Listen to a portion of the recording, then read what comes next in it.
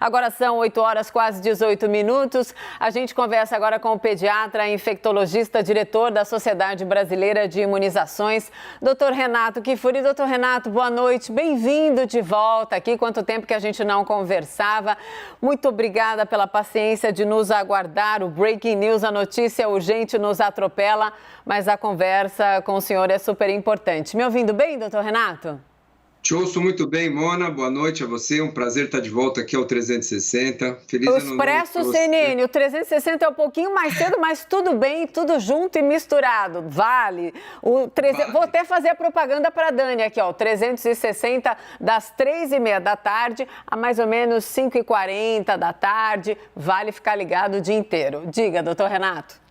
Não, feliz ano novo. Tive com a Dani essa semana, por isso que eu lembrei do 360. Problema nenhum, mas só para a gente botar aí um reiterar da programação levantada perfeita. Doutor Renato, o senhor conseguiu acompanhar a parte da entrevista coletiva do doutor Marcelo Queiroga, do ministro? Conseguiu acompanhar? Sim, os últimos 15 minutos. Sim. Nossa, ficou nos esperando 15 minutos, então ainda eu reitero mais ainda o agradecimento. Doutor Renato, o ministro Marcelo Queiroga está dizendo e disse ali algo muito importante, né? Que o governo tem condições, sim, de dobrar o número de leitos de UTI rapidamente, o número significativo, 43 mil leitos de UTI, podem ser habilitados. Mas quando perguntado se a gente já está na tal terceira onda que muita gente aponta, ele diz: temos que acompanhar, temos que considerar o que vem por aí, olhando especialmente para as próximas 3 semanas. Quero muito ouvi-lo com a sua experiência também de infectologista. O que é que a gente tem que fazer corretamente nas próximas 3 semanas para que isso tudo não piore, doutor Renato? Olha, Mona, nós estamos aí presenciando a maior onda, né, de Covid doença no mundo. Sim. Registrando recordes de casos em todos os países praticamente, recordes mundiais de registro de casos.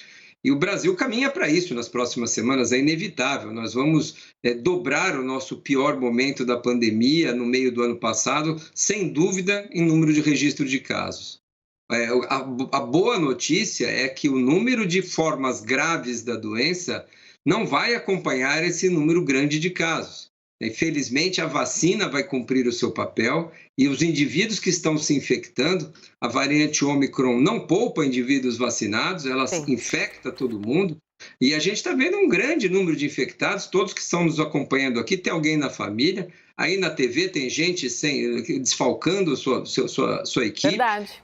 No meu hospital tem gente desfalcando a sua equipe, nas escolas vão ter professores, nós temos aviões sem tripulação, temos farmácias sem balconistas, temos hospitais sem profissionais da saúde. E temos jornalistas, temos TV sem jornalistas também. Infelizmente, essa é a realidade que estamos todos vivenciando. Esse aumento abrupto de casos se dá por essa cepa mais transmissível. Agora, mesmo que isso represente, Mona, esse é o grande perigo, e a gente ainda falta alguns dados para entender qual é essa magnitude dessa onda, mesmo que uma pequena porcentagem se complique, que vire uma hospitalização e óbitos, uma pequena porcentagem de muita gente, infelizmente, vai sobrecarregar o sistema de saúde. Infelizmente, nós vamos precisar de mais leitos. Nós já estamos assistindo ao aumento de ocupação de leito em boa parte do país. Sim, eu vou chamar os nossos analistas daqui a pouquinho, mas antes quero fazer mais uma pergunta para o senhor. Doutor Renato, uma dúvida para uma resposta muito direta. A gente tem que, nós, individualmente, puxar o freio dos nossos encontros, dos nossos contatos, das nossas saídas nesse momento para evitar o pior, para evitar, por exemplo, a sobrecarga maior ainda da rede hospitalar? É necessário as pessoas ouvirem que agora precisa ficar mais quietinha, mais reclusa nesse momento ou ainda não? Sem nenhuma dúvida, Mona Lisa, sem nenhuma dúvida, essa é a ferramenta que nós temos para controle de transmissão. A máscara, a higiene das mãos, o distanciamento e a não aglomeração. Na mesma medida que nós flexibilizamos no final do ano passado, fomos permitindo reuniões, bares, academias, restaurantes, shows, estádios de futebol com torcida, e não houve nenhum aumento nas taxas de transmissão, porque a doença estava controlada e o indicador para flexibilização ou restrição são as taxas de transmissão, não é número de vacinados. Alguns lá atrás, lembra que a gente conversou aqui, falava o indicador, quando tivermos X% da população vacinada, podemos tirar máscara, podemos abrir isso. O indicador não é número de vacinados e sim taxas de transmissão. E hoje nós estamos vivendo uma situação inversa, elevadíssimas taxas de transmissão, de contaminação, e o instrumento que nós dispomos hoje para conter essa transmissão é um passo para trás, é restringir um pouco, e aí cada estado, cada município vai definir o futebol, o carnaval, o shopping center, o comércio, o que é possível diminuir em termos de aglomerações para conter um pouco a transmissão e com isso não sobrecarregar todo o sistema de saúde. Que ótimo, resposta muito clara. Renata Agostini, chega no papo também, minha querida?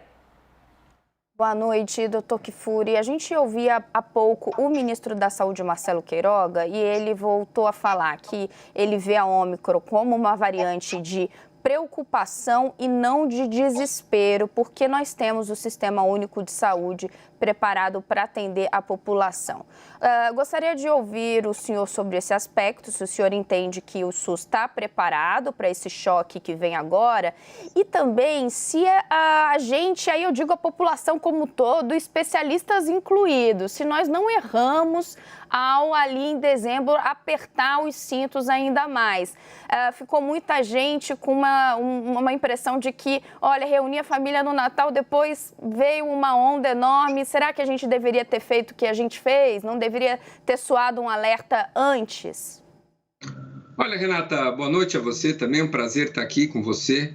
Eu acho que, respondendo a sua segunda pergunta, eu acho que a chegada da Ômicron era inevitável, era sabida, era anunciada, a gente sabia que uma vez que ela entrasse aqui, ela traria muitos casos. Ia ser muito difícil nós termos um controle. O que nós fizemos no Réveillon, no Natal, nas festas aqui, não foi muito diferente do que a gente fazia em dezembro, nos finais de campeonato, as aglomerações que a gente assistia, e nada estava acontecendo. O grande diferencial não foi a aglomeração do final do ano, o grande diferencial que fez com que a onda se instalasse foi a chegada da Ômicron, essa variante muito mais infecciosa. Então, nesse sentido, eu acho que, claro, que todas as aglomerações pioram ou aceleram esse processo, mas era inevitável a entrada da Ômicron aqui. Em relação ao SUS e ao preparo, a gente já está começando a ver o primeiro desfalque, o primeiro colapso, que é da testagem, né? Qualquer um de nós aqui hoje que precisar fazer um diagnóstico de Covid vai ter dificuldade no sistema público ou no sistema privado. Se você quiser comprar numa farmácia um teste, você não vai encontrar com facilidade, você vai precisar agendar para outro dia. Então, aí a gente começa a ter a dimensão do tamanho do problema.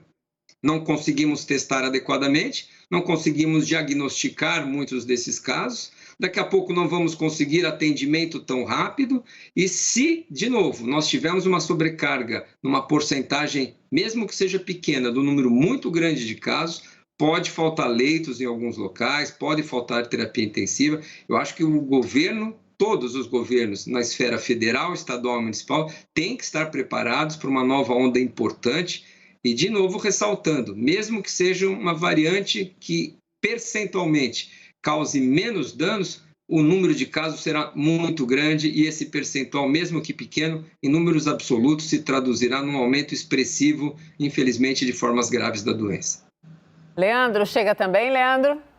Obrigado, Mona. Doutor Renato Kifuri, obrigado por estar conversando com a gente aqui no Expresso. Queria perguntar para o senhor sobre estados, países que estão discutindo a redução do tempo de isolamento dos infectados pela Covid-19. Tem decisões aí de reduzir, por exemplo, o caso dos assintomáticos para 5 dias de isolamento. É uma boa ideia, doutor? Tem base científica para isso? Tem algumas sim, Leandro, boa noite a você, prazer estar aqui também. As que nós estamos vendo com a Ômicron, que é uma variante que contamina mais as vias aéreas superiores. O tempo de incubação é um pouco mais curto e o tempo de eliminação do vírus, de infectividade do indivíduo doente, é menor também pela carga viral menor que o vírus acaba tendo. Isso tem feito, junto com a necessidade, né, já que nesses países que estão rediscutindo intervalos, o número de indivíduos infectados é tão grande que os serviços estão todos prejudicados, a discussão de quão seguro é nós reduzirmos esse tempo de isolamento. O problema é que as opiniões são muito divergentes de países para país e de órgãos de peso, órgãos sérios. O CDC americano fala em 2 testes com 5 dias já tirado isolamento. Os ingleses falam com 7 dias. Os franceses falam com 7 dias, mas com teste. A Anvisa fala de 10 para 7 dias, desde que assintomáticos. Eu acho que um critério que a Anvisa não está utilizando, Leandro, que eu acho crucial nesses casos, é a vacinação. Esses critérios de redução de tempo de isolamento vale para indivíduos vacinados. Os indivíduos vacinados, há fartos dados na literatura mostrando que transmitem muito menos do que aqueles não vacinados. Então, se você tem vacinas em dia, está assintomático, tem mais de 7 dias de doença, ou já completou 7 dias, eu acho bastante razoável você liberar esse indivíduo de isolamento no 7º dia, com algum cuidado ali de máscara até o 10º dia, independente de testagem. Porque querer teste para tirar do isolamento, quando a gente não tem nem teste para diagnóstico, nem para rastrear os contatos, é irreal a gente achar que é possível ficar testando até ficar negativo alguém e liberar do isolamento. Isso você pode fazer individualmente, mas em saúde pública é inexequível no atual cenário. Doutor Renato, as vacinas para as crianças chegaram nessa madrugada, né, em São Paulo, já devem começar a chegar nos estados, se tudo der certo, a partir de amanhã. E hoje, doutor Renato, mais cedo, quando as vacinas chegaram, o ministro Marcelo Queiroga, textualmente, pela primeira vez no dia, vou até olhar aqui de novo, 13 de janeiro, ele disse, sim, a vacina é segura. Mande um recado, doutor Renato, para os pais que ainda têm qualquer dúvida em relação à vacinação das crianças, já que o senhor também é pediatra e sabe do assunto. Posso dar mais uma frase dele inédita claro. de hoje? Pessoas não vacinadas contra a Covid-19 são responsáveis pelas internações. Foi uma primeira frase dele, de segunda, né, depois dessa sua, que motiva as pessoas...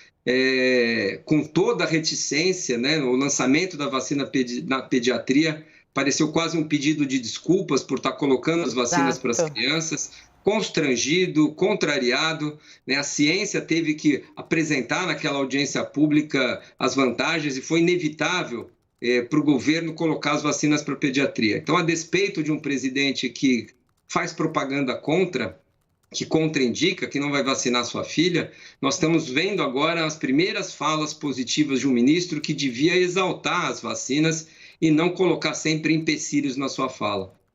Recado para os pais, eu acho que a gente passou esse começo de pandemia, Mona, muito falando da importância dos adultos, crianças morrem menos, crianças ficam menos doentes, e é verdade, né? Só para a gente ter uma ideia, os óbitos, do total de óbitos, só 0,4% foram em menores de 18 anos. Isso pode distrair, porque 0,4% de 600 mil, Mona, foram 2.500 crianças que perderam a vida para a Covid-19.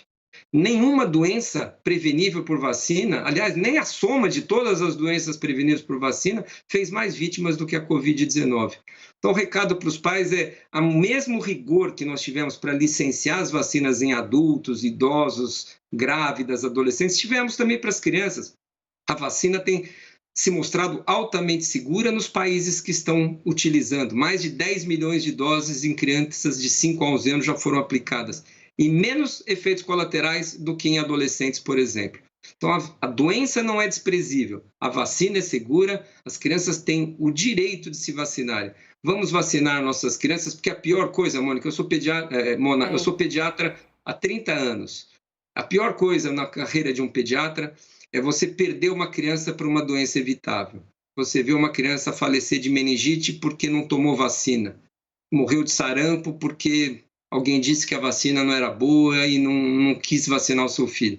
Para a gente isso é duro, imagino para a família o que é o arrependimento de perder uma criança porque não vacinou, porque ouviu uma notícia fake, porque não estava bem informado. Então é um conselho que um pediatra de tantos anos dá para todos. Vacine seus filhos. A gente não vacina só para evitar morte, vacina para prevenir dor, para prevenir sofrimento, para prevenir sequelas. Ninguém quer ver seu filho doente, né? Mesmo aqueles que estão hesitantes querem o melhor para o seu filho. Eu tenho certeza que o melhor para eles e a Sociedade Brasileira de Pediatria recomenda de maneira enfática a vacinação dessas crianças. Exato. Eu vou chamá-lo de você, já que a gente está no Mona, eu adoro quando me chamam de Mona. Muito obrigada por você nos esperar, conversar com a gente, trazer essas palavras de tanta sensatez, baseadas na ciência, com um recado muito claro. Obrigada demais. Venha no 360, venha no Expresso, venha na programação inteira, desde de manhãzinha no Novo Dia até o Jornal da CNN. Você é sempre muito bem-vindo. Muito obrigada por nos esperar. Boa noite. Vou liberar que eu sei que tem compromisso, né? Obrigada, doutor Renato. Obrigado, Mona. Um grande abraço a você e parabéns aí pelo programa e pelo trabalho bacana que vocês fazem de comunicação. Muito obrigado. Só funciona com vocês. Muito obrigada, doutor Renato.